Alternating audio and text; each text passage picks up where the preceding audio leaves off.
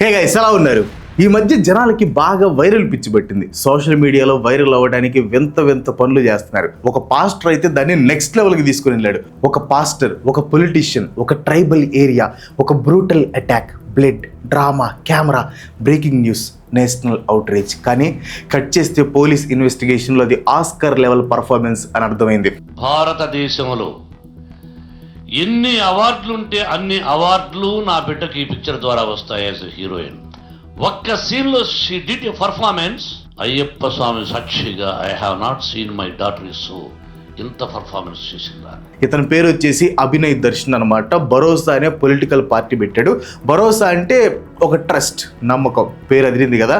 సోమవారం ట్రైబల్ ఏరియాలో వెళ్తుంటే అతి కిరాతకంగా దాడి చేశారు అనే న్యూస్ బయటకు వచ్చింది. ఒక ట్రైబల్ ఏరియా, బడుగు బలహీన వర్గాలకి సేవ చేసే టైంలో ఒక బ్రూటల్ అటాక్. వాట్ ఈ స్టోరీ కదా, కానీ అది నిజం కాదు, అది ఫేక్. ఫస్ట్ ఇతని గురించి లైట్ గా తెలుసుకుందాం. ఇతని పేరు వచ్చేసి అభినయ్ దర్శన్. ఒక పాస్టర్ కి ముందు ఈయన ఒక మూవీ హీరో అనమాట. మిస్డ్ కాల్ అనే మూవీలో హీరోగా యాక్ట్ చేశాడు.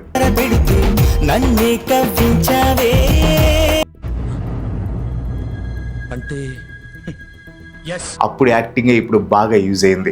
ఈయన తనని తాను ఒక రిలీజియస్ లీడర్గా, సోషల్ యాక్టివిస్ట్గా, ట్రైబల్ పీపుల్కి ఒక వాయిస్ లాగా తనని తాను ప్రజెంట్ చేసుకుని అల్లూరి సీతారామరాజు డిస్ట్రిక్ట్లోని ట్రైబల్ విలేజెస్లో చాలా కాలం నుంచి పాదయాత్ర కూడా చేస్తున్నాడు. ఈ అటాక్ జరగడానికి ఒక 4-5 డేస్ ముందు కూడా ఎవరో తనని చంపుతానని బెదిరిస్తున్నారని ఒక కాల్ రికార్డింగ్ కూడా సోషల్ మీడియాలో పెట్టారు. పాడేరు నియోజకవర్గాన్ని, ఆ గ్రామ ప్రజలని వదిలేసి వెళ్ళిపో అని కంటిన్యూస్ గా బెదిరింపు కాల్స్ వస్తాయి. ఈయన మీద అటాక్ జరిగింది పాడేరులో. అది పొలిటికల్ గా చాలా సెన్సిటివ్ ఏరియా.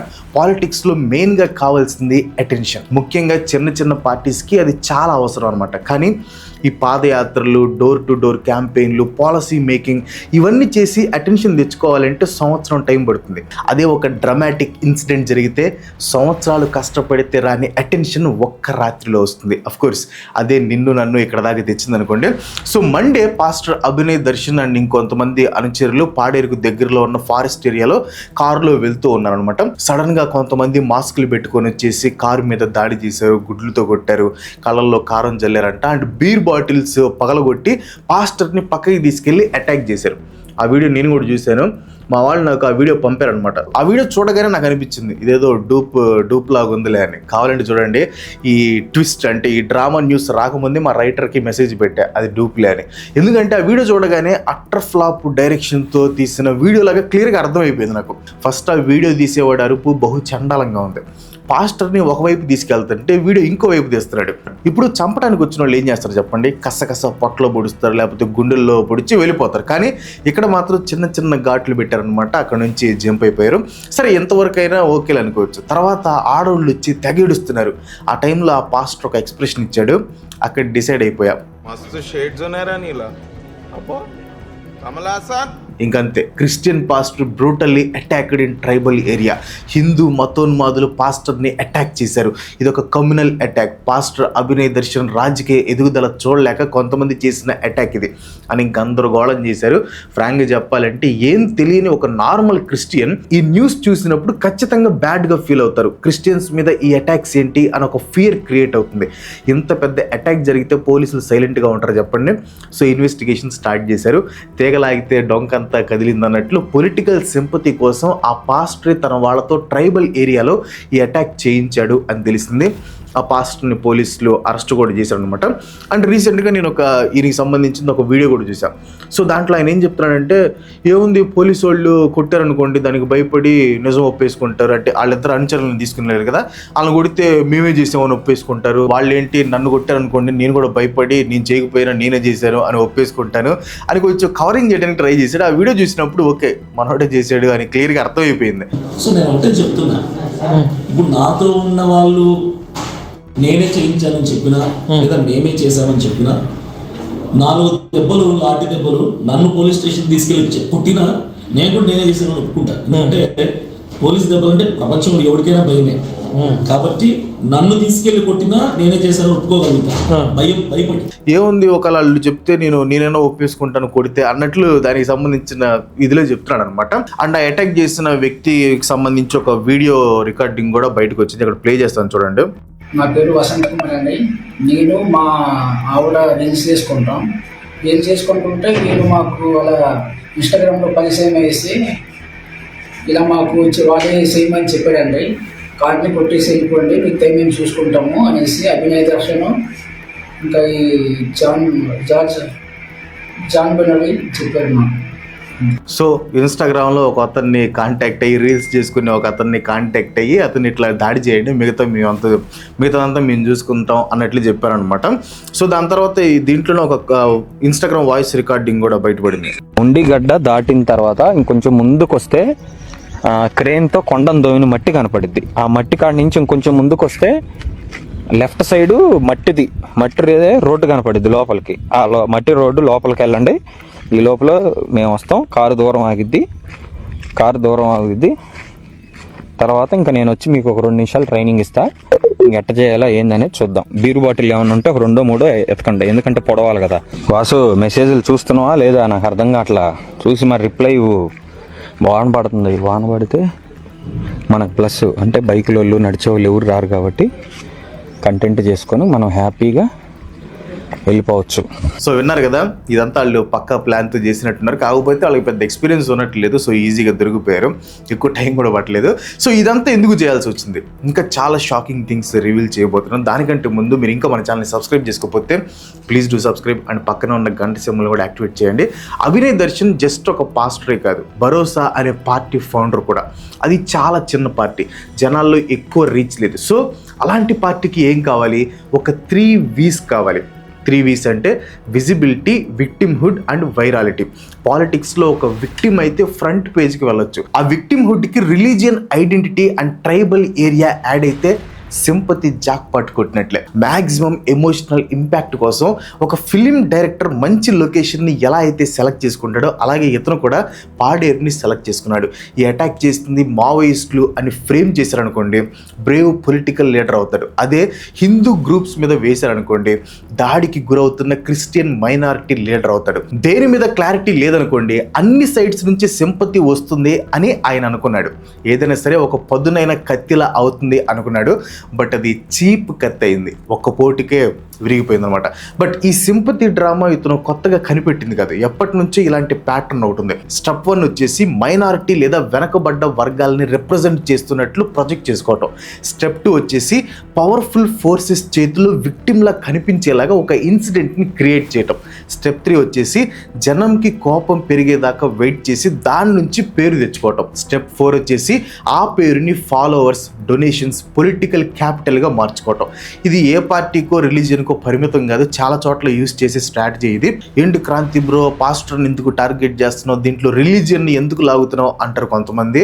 నేను కాదు, అతనే దీంట్లోకి రిలీజియన్ని తీసుకొచ్చాడు. తన పాస్టర్ ఐడెంటిటీని పొలిటికల్ షీల్డ్ లాగా వాడుకున్నాడు. పొలిటీషియన్ అభినయ్ దర్శన్ లా కాకుండా పాస్టర్ అభినయ్ దర్శన్ లా నిన్ను నువ్వు ఇంట్రడ్యూస్ చేస్తున్నావు అంటే అది నీ పొలిటికల్ మైలేజ్ కోసం ఫెయిత్ని ఒక వెపన్ లా వాడుకుంటున్నావు అని అర్థం. ఇక్కడే అస్సలు క్రైమ్ మొదలవుతుంది. ఈ ఫేక్ అటాక్ కాదు, మతాన్ని స్వార్థానికి ఉపయోగించుకోవటం. ఇది చాలా డేంజరస్. ఎందుకంటే నిజమైన విక్టిమ్స్ ఉన్నారు. ట్రైబల్ ఏరియాస్లో పేదరికం, సరైన హెల్త్ కేర్, సరైన ఎడ్యుకేషన్ లేక రియల్ ప్రాబ్లమ్స్ ఫేస్ చేస్తున్న వాళ్ళు చాలామంది ఉన్నారు. ఎలాంటి కెమెరాస్ లేకుండా నిజమైన సేవ చేస్తున్న పాస్టర్స్ ఉన్నారు. రిస్క్లని తీసుకునే యాక్టివిస్టులు ఉన్నారు. పొలిటికల్ గెయిన్స్ కోసం చేసే ఇలాంటి ఫేక్ ఇన్సిడెంట్స్ వల్ల నిజమైన కథలు బయటికి రావు. నిజంగా బాధపడుతున్న వాళ్ళ మాటల్ని కూడా ప్రజలు డ్రామా అనుకుని పట్టించుకోరు. That is very dangerous. ఇలాంటి వారి వల్ల మొత్తం క్రిస్టియానిటీకే చెడ్డ పేరు వచ్చే ప్రమాదం ఉంది. ఇలా రిలీజియన్ ఐడెంటిటీని పొలిటికల్ డ్రామాస్తో మిక్స్ చేసి ఇలాంటి పనులు చేస్తే మొత్తం క్రిస్టియానిటీని తప్పుపట్టడానికి చాలామంది రెడీగా ఉంటారు. ఒకసారి ఆలోచించండి, ఇలాంటి ఫేక్ అటాక్స్ జరిగితే హెడ్లైన్స్లో ఏమొస్తుంది? పొలిటీషియన్ ఫేక్స్ అటాక్ అని రాదు, పాస్టర్ ఫేక్స్ అటాక్ అనే హెడ్లైన్ వస్తుంది. ఇతను చేసిన పని వల్ల ఎంటైర్ కమ్యూనిటీ క్రెడిబిలిటీ మీద దెబ్బ పడుతుంది. ఒక జెన్యూన్ పాస్టర్ పర్స్పెక్టివ్ నుంచి చూడండి, మీ కమ్యూనిటీలో మీరు పీస్ఫుల్గా బ్రతుకుతున్నారు, మీ పని మీరు చేసుకుంటున్నారు. బట్ ఒక పాస్టర్ చేసిన చెత్త పనికి చుట్టుపక్కల ఉన్న వాళ్ళు మిమ్మల్ని కూడా అనుమానంతో చూస్తే ఎలా ఉంటుంది? Is it fair? అతను తన పరువుని మాత్రమే తీసుకోలేదు, ఈ దేశంలో మైనారిటీలపై ముందే ద్వేషం పెట్టుకున్న వాళ్ళ చేతికి ఇంకో ఆయుధం ఇచ్చాడు. ఇదంతా దేనికోసం? కొన్ని వేల సోషల్ మీడియా వ్యూస్ కోసమా, లేదా ఒక ట్రెండింగ్ హ్యాష్ ట్యాగ్ కోసమా, లేదా భరోసా పార్టీ పేరు ఒక్క రోజులో వార్తలో రావటానిక? Shameful, very shameful. ప్రతి ఆదివారం సత్యం గురించి బోధించే వ్యక్తిని చెప్పుకునే ఒక పాస్టర్ ఇలా చేయటం చాలా షేమ్ఫుల్. ఈ ఇన్సిడెంట్ని జూమ్ చేసి ఒక బిగ్గర్ పిక్చర్ చూద్దాం. ఇలాంటి ఒక ఇన్సిడెంట్ వల్ల అది జెన్యూన్ అయినా ఫేక్ అయినా దాని ఎఫెక్ట్ అనేది చాలా దూరం వెళ్తుంది. ఒక పాస్టర్ని, ఒక పొలిటికల్ పార్టీని దాటి వెళ్తుంది. ఈ స్టోరీ బయటికి రాగానే ఏం జరిగింది? ఒక సైడ్ ఏమో క్రిస్టియన్స్ మీద దాడులు జరుగుతున్నాయి అని అంటారు, ఇంకో సైడ్ ఏమో ఇది హిందూస్ మీద చేస్తున్న ఫేక్ సింపతి పాలిటిక్స్ అంటారు. రెండు సైడ్స్కి కోపం వస్తుంది, రెండు సైడ్స్ మధ్య దూరం ఇంకా పెరుగుతుంది. సోషల్ మీడియా ఆల్గారిథంకి ఎగ్జాక్ట్గా ఇదే కావాలి. అవుట్రేజ్ ఉంటే వ్యూస్ బాగా వస్తాయి, వ్యూస్ వస్తే మనీ వస్తాయి. సో సోషల్ మీడియా ప్లాట్ఫామ్స్ ఇలాంటి విభజన కలిగించే వర్షన్స్ని ఇంకా ఎక్కువ పుష్ చేస్తుంది. కానీ నిజం ఎక్కడో మధ్యలో ఉంటుంది.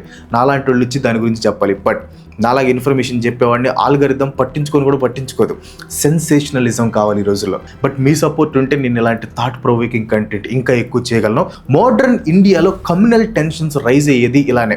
పెద్ద పెద్ద వైలెన్స్లు, గొడవలు అవసరం లేదు. ఇలాంటి ఫేక్ ఇన్సిడెంట్స్ చాలు చాలా మంది మధ్య రోజు రోజుకి దూరాన్ని పెంచడానికి. ఒక పాస్టర్ ఫేక్ అటాక్ డ్రామా చేస్తే ఇప్పటికే క్రైస్తవ మిషనరీలను చెడ్డవారిగా చూపించాలని చూసే వాళ్ళ నెరేటివ్కి బలం ఇస్తాడు. గిరిజన ప్రాంతాల్లో జరిగే ప్రతి క్రైస్తవ సేవను కుట్రగా చూపించే ఎక్స్ట్రీమిస్టులకు ఆయుధం ఇస్తాడు. ఒక హిందూ స్వామి రెచ్చగొట్టే రాజకీయ వ్యాఖ్యలు చేస్తే హిందువులందరినీ తీవ్రవాదులుగా చూపించాలని చూసే వాళ్ళకి అవకాశం ఇస్తాడు. ఒక ముస్లిం మత పెద్ద ఎప్పుడు విక్టిమ్ పాలిటిక్స్ చేస్తే కోట్లాది సాధారణ ముస్లింలకు నష్టం చేసే అపోహల్ని మరింత పెంచుతాడు. ప్రతి మతంలో ఇలాంటి యాక్టర్స్ ఉంటారు అండ్ ప్రతి మతం వీళ్ళ వల్ల సఫర్ అవుతుంది. డేంజరస్ థింగ్ ఏంటంటే ఇది మనకి జరుగుతుంది అని చాలామంది రియలైజ్ కూడా అవరు. జస్ట్ ఇన్ఫర్మేషన్ తెలుసుకుంటున్నాం అనుకుంటారు, కానీ నిజానికి మ్యానిపులేట్ అవుతున్నారు. నెక్స్ట్ ఇలాంటి స్టోరీ మీరు చూసినప్పుడు ఒక్క నిమిషం ఆగి మిమ్మల్ని మీరు ఒక క్వశ్చన్ వేసుకోండి. ఇప్పుడు నేను కోపం తెచ్చుకుంటే దానివల్ల ఎవరికి లాభం? ఈ ఒక్క క్వశ్చన్ నాలాంటి ఫ్యాక్ట్ చెకర్స్ కన్నా మిమ్మల్ని ఎక్కువ కాపాడుతుంది. ప్రజెంట్ ఇండియన్ పాలిటిక్స్లో చిన్న చిన్న పార్టీస్కి అటెన్షన్ అనేది ఒక గోల్డ్తో సమానం. జనాలకి మీ పేరు, మీ ముఖం, మీ పనులు ఇవన్నీ నార్మల్ రూట్లో గుర్తుపెట్టుకోవాలంటే చాలా టైం అండ్ మనీ స్పెండ్ చేయాలి. కానీ కాంట్రవర్సీ అనేది షార్ట్ కట్. మీరే ఆలోచించండి, ఈ పాస్టర్ అభినయ్ అండ్ అతని భరోసా పార్టీ ఈ ఇన్సిడెంట్కి ముందు ఎంతమందికి తెలుసు? ఇన్సిడెంట్ అయిన తర్వాత ఎంతమందికి తెలిసింది? అంతే. రిలీజియన్ అనేది జనాల్ని దగ్గర చేసేలా ఉండాలి, అంతేకాని పొలిటికల్ గెయిన్స్ కోసం జనాల్ని విడగొట్టే ఒక టూల్ లాగా దాన్ని వాడుకోకూడదు. ట్రైబల్ కమ్యూనిటీస్లో ఉండేవాళ్ళు రియల్ ప్రాబ్లమ్స్ ఫేస్ చేస్తూ ఉన్న రియల్ పీపుల్. ఒకరి పొలిటికల్ స్టోరీలో వాళ్ళు ప్రాప్స్ కాదు. అండ్ రియల్ ట్రూత్ ఏంటో తెలుసా? వాళ్ళు మన మతం వాళ్ళైనా, మన కులం వాళ్ళైనా, మన పార్టీ వాళ్ళైనా తప్పు చేసినప్పుడు వాళ్ళని క్వశ్చన్ చేయాలి, ఫైట్ చేయాలి. అది మనకి ఇన్కన్వీనియంట్గా ఉన్నా సరే. నేను మిమ్మల్ని ఒకరిని హేట్ చేయండి అని అడగట్లేదు, ఒక సైడ్ తీసుకోండి అని అడగట్లేదు, జస్ట్ ఆలోచించండి అని అడుగుతున్నా. ఎందుకంటే బ్లైండ్ సింపతి అనేది చాలా ప్రమాదకరం. బ్లైండ్ హేట్ కూడా వెరీ డేంజరస్. మన దేశంలో రియల్ విక్టిమ్స్ సైలెంట్గా ఉంటారు, ఇలాంటి ఫేక్ డ్రామా విక్టిమ్స్ మైక్స్ పట్టుకుంటారు. ఆ తేడాని గుర్తించడం మన బాధ్యత. ఈ వీడియో మిమ్మల్ని ఆలోచింపజేసి ఉంటే ఖచ్చితంగా అందరికీ షేర్ చేయండి. ఈ వీడియో చాలా మందికి చేరాలి. అండ్ లైక్ కొట్టడం మాత్రం అస్సలు మర్చిపోవద్దు. ఇలాంటి హానెస్ట్ పొలిటికల్ కామెంటరీ కోసం మన ఛానల్ని వెంటనే సబ్స్క్రైబ్ చేసుకోండి. That's it for today. Last వరకు చూసిన వాళ్ళ కింద కామెంట్స్లో జై హింద్ అని కామెంట్ చేయండి. ఇంకో మంచి ఎపిసోడ్తో మళ్ళీ కలుసుకుందాం. అందరికి సెలవు. Bye bye.